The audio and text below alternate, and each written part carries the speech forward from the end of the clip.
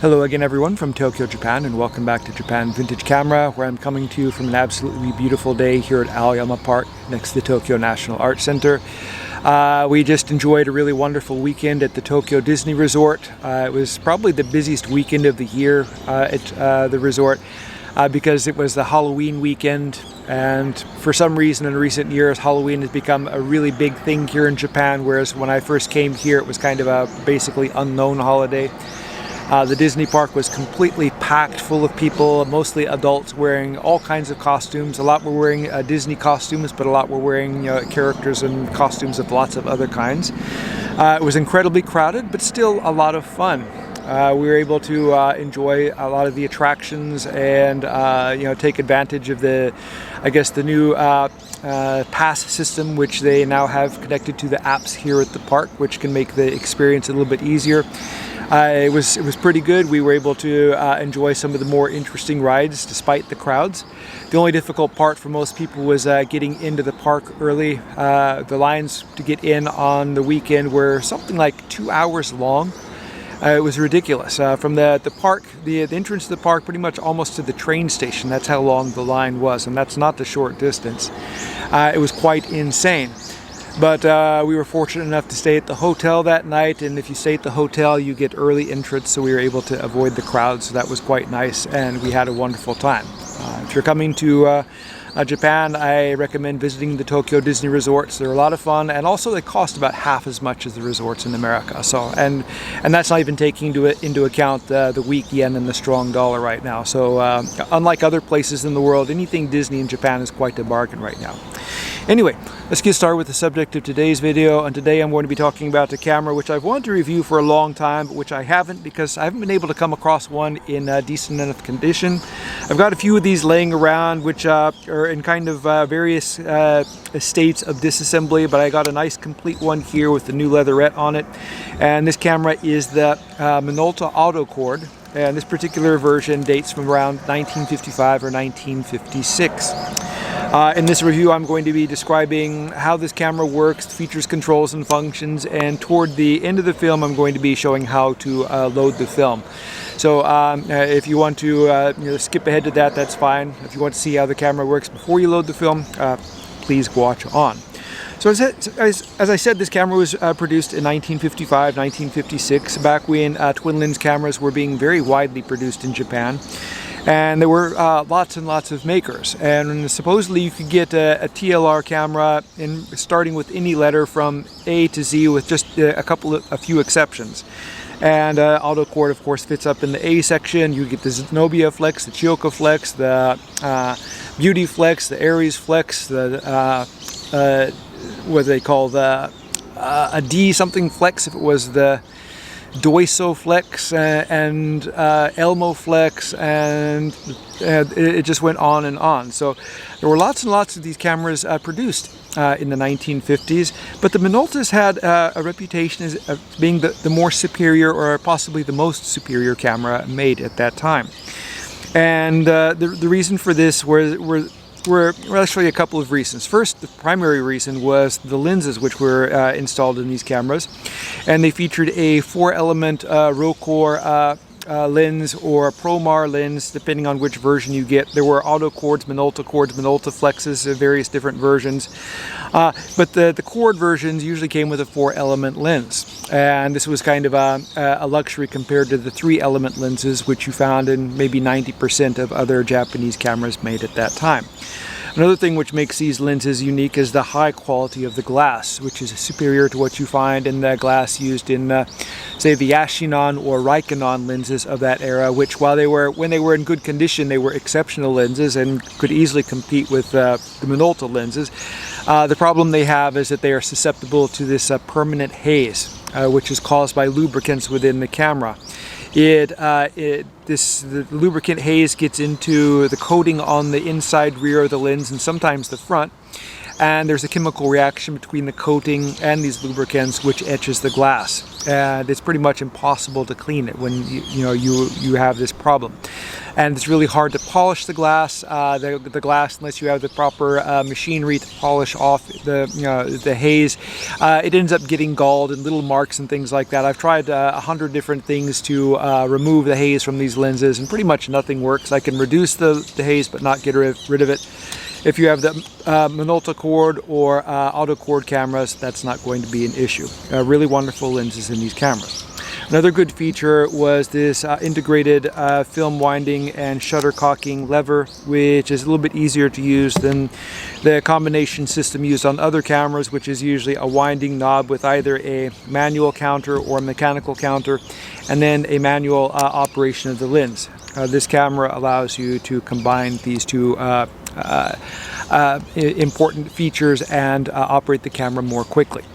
So let's go ahead and take a look at the camera from the top to the bottom. We'll go ahead and start with the viewing hood on the top. First, I'll point out the back here, the name M Suzuki. So this camera belonged to a Mr. Suzuki back in the day. Don't know what the first name was, but apparently he took fairly good care of the camera because it's still in decent condition.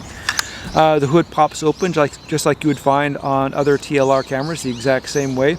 You can see the focusing screen on the inside, and this one's going to be a bit brighter than what you see on other TLR cameras because the Autocord has a faster taking lens, an f3.2 lens instead of the f3.5 lens that allows more light to get in and gives you a brighter image on the focusing screen.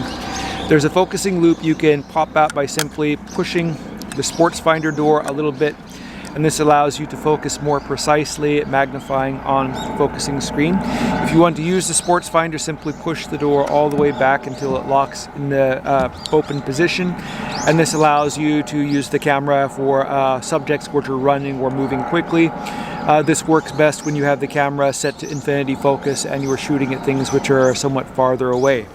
To release the sports finder, there's a button you press back there. Fold down the focusing loop, always do that, otherwise the camera at the top will jam up when you try to fold it. And sometimes I get these cameras where the focusing loop doesn't quite line up right because people have closed the hood too quickly and damaged it.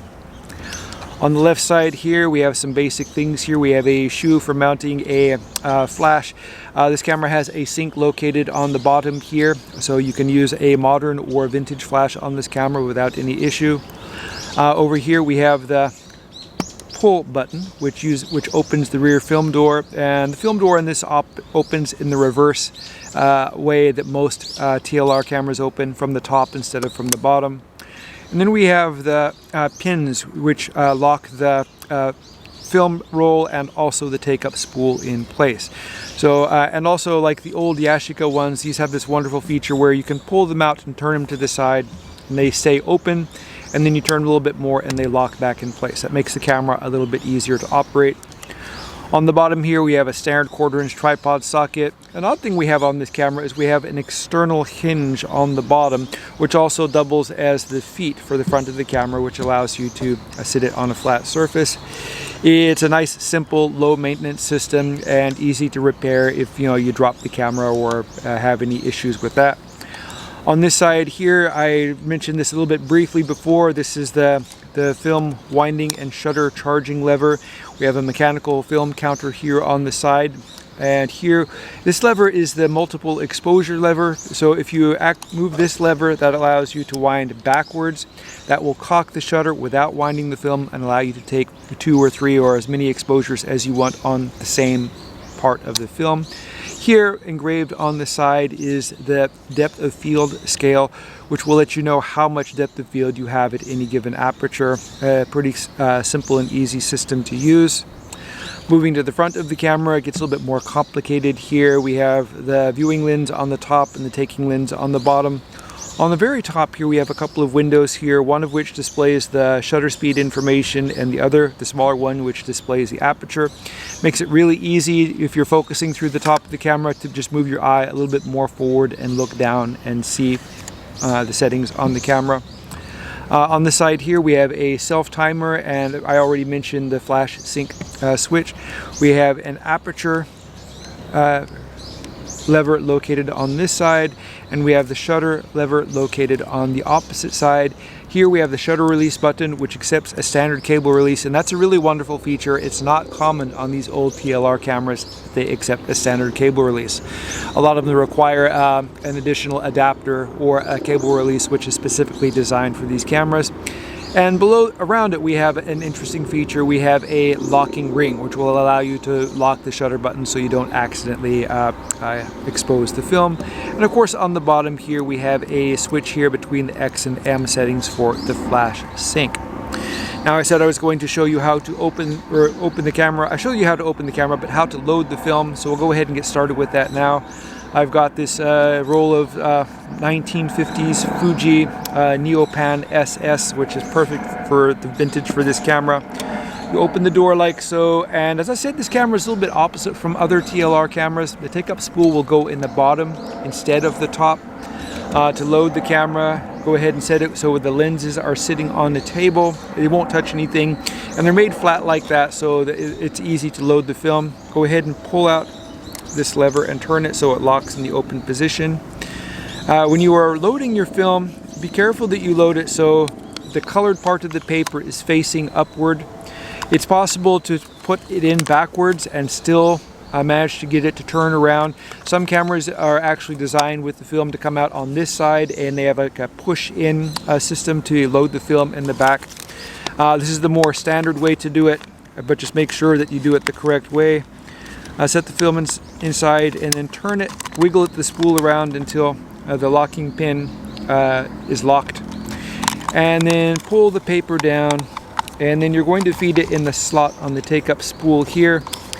And the take-up spool you can wind by simply winding the lever on the side of the camera, which you use to wind the film and charge the shutter.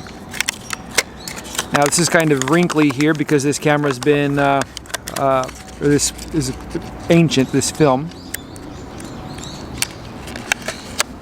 Okay, that's in. And what I do when I'm winding the camera here is I'll put a little pressure with my fingers on the spool here to make sure that it's actually pulling on the paper and not just spinning inside. And you can see the paper pulling across as I wind the lever. What I do is I want to line up the alignment arrow with these two red marks. They're located almost in the middle. When they're aligned, go ahead and close the film door and make sure that it latches shut. And then start winding the film.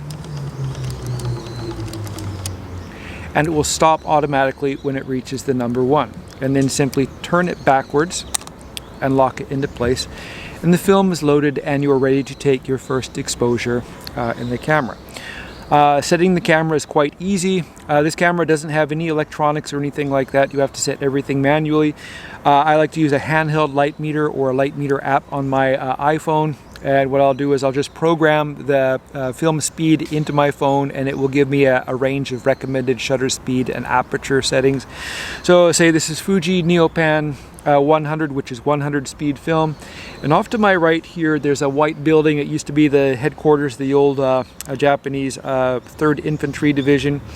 So since it's in the direct sunlight, if I were going to take a properly exposed photo of it, I'm using 100 speed film, so I would set my shutter speed to 1/100 of a second, and I would set my aperture to f/16.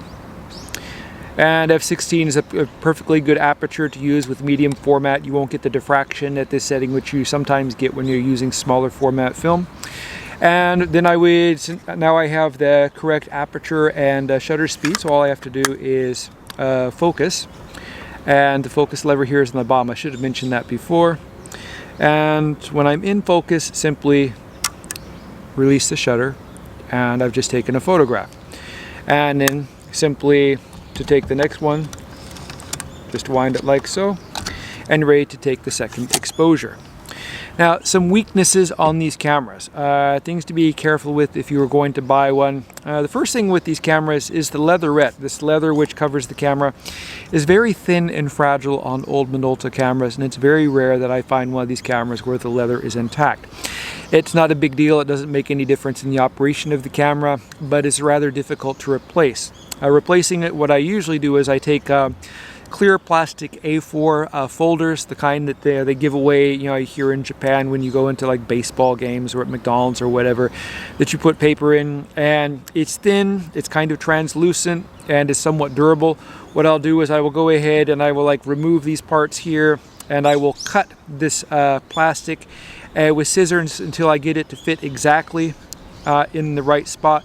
And then I will take this plastic off, and on the top side of the plastic, the top side, not the bottom, the top side as I have it sitting on the camera, I will apply contact cement to it, and then I will put the leatherette on top of the plastic with the contact cement, and then flip it over and then use that as a template to cut out the leatherette. And then you simply peel the plastic off of the leatherette, and you can glue the leatherette in place. And you can see it came out pretty good. This I replaced the leatherette on this, and it looks pretty okay.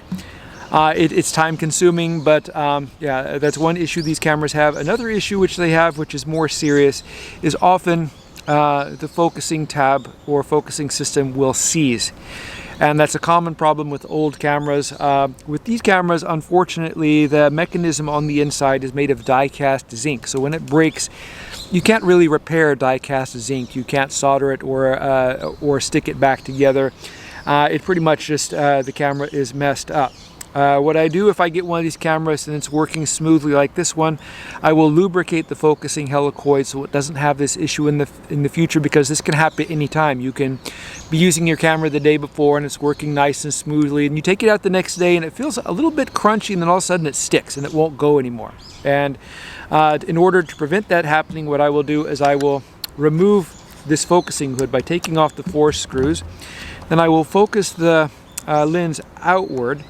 And if I look behind the camera, looking through the top, I can see the focusing helicoid on the inside. If I put a few drops of oil on it with a syringe, that'll probably keep it lubricated for another 20, 30, 40, 60 years. And I won't have that issue.